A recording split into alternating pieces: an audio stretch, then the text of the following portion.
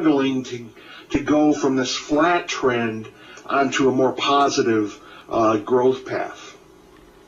We were, prior to the recession, growing at a rate about 4 times the national average in terms of jobs. Now, because this recession has hit Nevada so hard, we're trailing behind the nation in terms of job growth. We've lost, since the official start of the recession back in 2007, close to 190,000 jobs here in Nevada. That came on the heels of what I like to call the boom decade, beginning in 1997, where we added about 400,000 jobs. So we've lost about half the jobs that we created.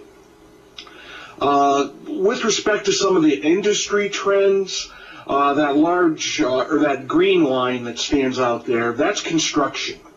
Basically, what we've seen in construction is that they were declining in terms of job levels by about 30 to 35% a year earlier in this recession. Now we're down to roughly a 5% year-over-year job loss. If you subtract construction out of the equation, we just did this calculation, job levels in the state are actually growing ever so slightly. So construction is dragging down our overall job numbers. Let me talk a little bit about unemployment insurance before I move into our senior citizen discussion. We are, as Ms. Parvin can attest to, we are starting to see an easing in the rate of new claims coming into our department, new claims for unemployment insurance. They peaked out at about 36,000 a month early in the recession. The last several months, we've actually been below 20,000 a month. So we have seen initial claims moderate. With respect to overall levels, this rather busy chart, and I'll explain it to you, and hopefully you'll be able to grasp it, shows various numbers with respect to unemployment insurance activity. That dark blue shaded area at the bottom of the graph is the number of folks who are on regular 26-week state unemployment benefits. Every state, I think except one, has a similar program where the basic unemployment benefit period lasts for 26 weeks. That light blue area above that are those folks who are on the various federally funded extensions. Depending on on a claimant's specific situation, you're eligible now for up to 99 weeks of unemployment insurance. Again, everything beyond 26 weeks is funded by the federal government. Periodically in the past, and it's likely to come up again at the end of this year, there's discussion about how long those extended benefits are going to last. Right now, they're slated to expire, and it will be a gradual phase out once they do it, if they do expire, but beginning the first of the year. Okay, so those are the folks that are represented by that light blue area that are going to be impacted or potentially be impacted by that.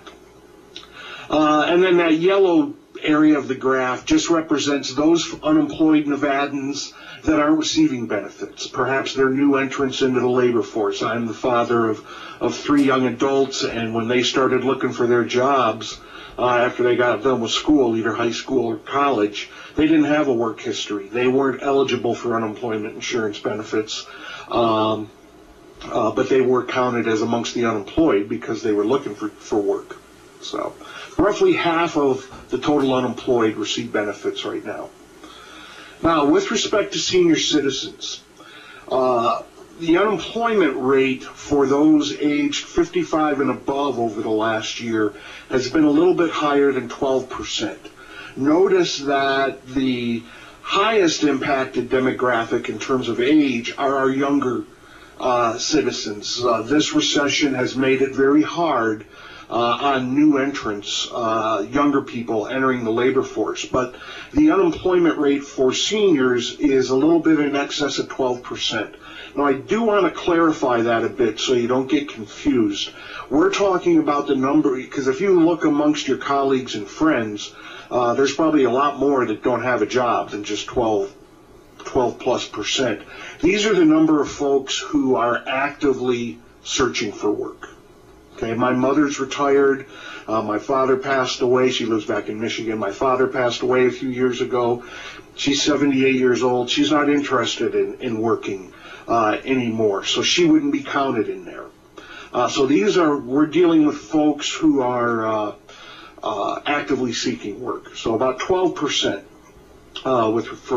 for the senior citizen component.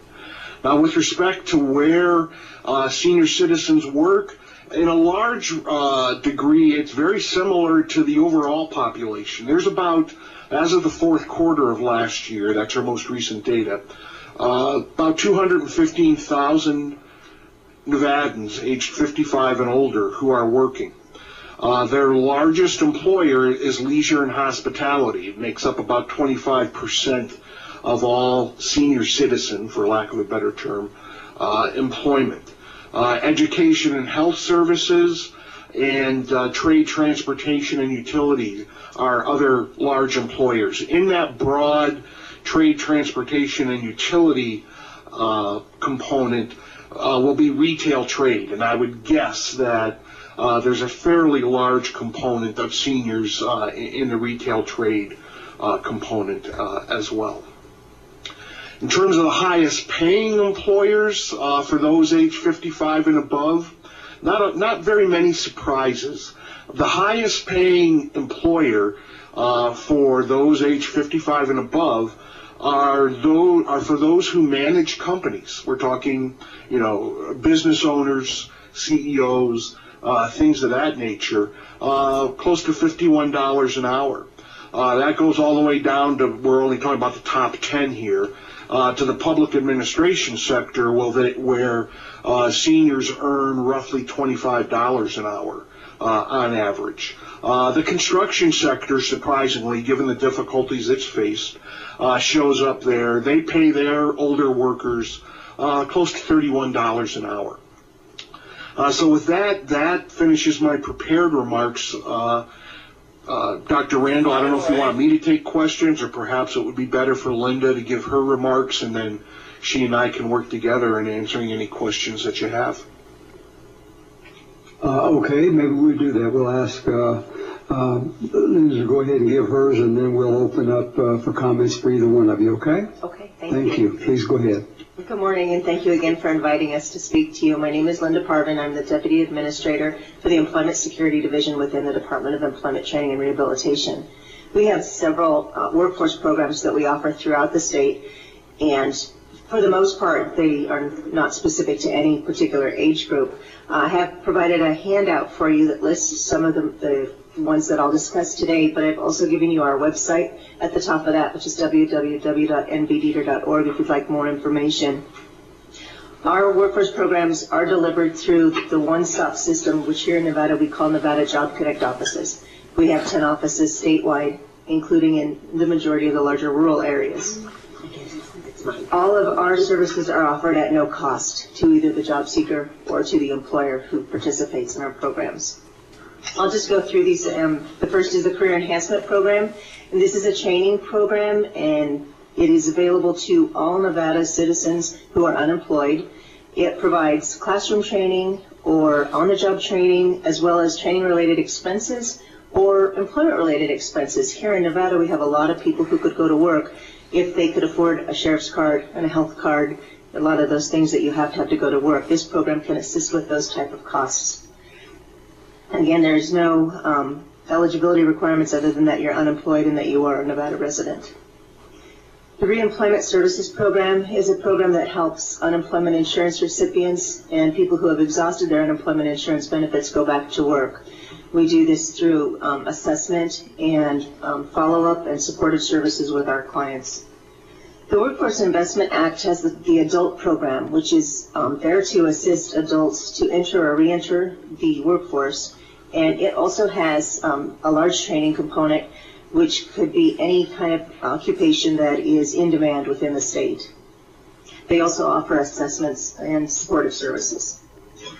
Our Veterans Employment and Training Service program is available to returning veterans and their eligible family members, and it has the responsibility for helping our veterans get back to work in the private sector or whatever type of work they're looking for. The Wagner Pizer program is perhaps the largest program that we have. It is a labor exchange program which seeks to connect employers who are hiring with job seekers who are looking for work. So we have staff who go out into the community and solicit employers for their job listings, which we put in a public job bank, and then our staff match those jobs and the qualifications to job seekers who are looking for work and get them referrals to the employer and hook them up with positions that are open within the community. And then the Senior Community Service Employment Program is the only program that does have an age requirement, and that is for job seekers who are 55 years of age or older.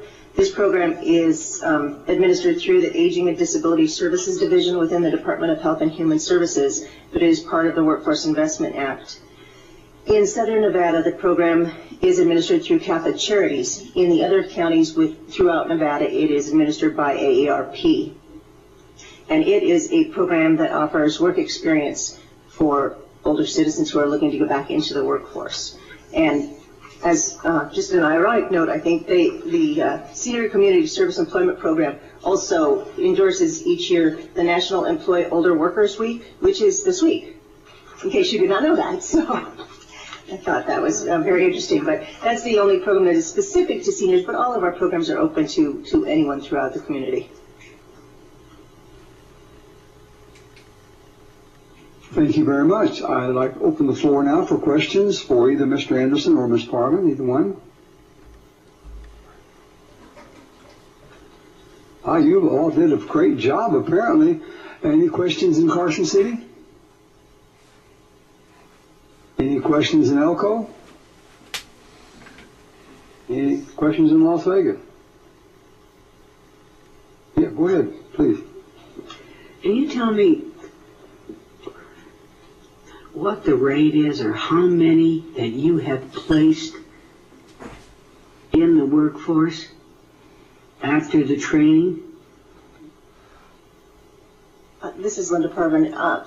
As in the general population, our placement rate right now is running about 68%. We'd wish for higher, but it's been tough. Okay. And that's not related to any specific age population. But that doesn't sound too bad to me, because I tell you, I have tenants, and I've had to reduce rents from 10 to 30% because of their unemployment, and they're people that have been there a long time. I have one tenant, for example, he's in the construction area, does have a family to feed. He's been unemployed for over 2 years now, and it's kind of tragic to see a grown man cry because he can't feed his family nor find a job in this state. I will refer him to you, and maybe you can help him. I would like to try. That's just one. There are many others that we run across like that, and we do need jobs. Do you do anything about trying to cultivate any particular type of job for them? Again, Linda Parvin for the record. We work with the Economic Development Division of the Commission on Economic Development that focuses on certain sectors that are in high growth at this time. So we focus on those type of jobs that Bill can speak to, that have the higher growth opportunities. But I will tell you that the majority of people who come into my office don't care. Just get me a job. I do have some pamphlets that I will leave on the table too that are about the different programs. Any other questions? Ms. Parvin, excuse me. If I may, just to wrap up, just to follow up on what Linda said, she kind of opened the door for me. Looking forward, I personally doubt that, and we will eventually recover, and we'll start seeing more noticeable job growth, but I don't think our historical engines of growth, I don't think they'll be the same in the future. Historically, we've been driven by construction and leisure and hospitality. Those will remain very important industries. And in terms of employment, the largest industry will certainly remain leisure and hospitality. But in terms of job growth looking forward, it's going to come from new areas, healthcare, the whole renewable energy economy, things of that nature. And so we're going to look a lot different in the future, and the kind of training programs that Ms. Parvin talked about, I think have the potential to be critical in terms of preparing us for that transition. Thank you. Sounds like a little bit of bad news, a little bit of good news, both wrapped together there. Is that correct? Any other questions for Ms. Parvin or Mr. Anderson? Well, on behalf of the forum, I want to thank you both very much for your very informative presentations. And I guess we just keep our fingers crossed and let you experts keep working hard, okay? Thank you. Thanks very much. Thank you, Mr. Anderson.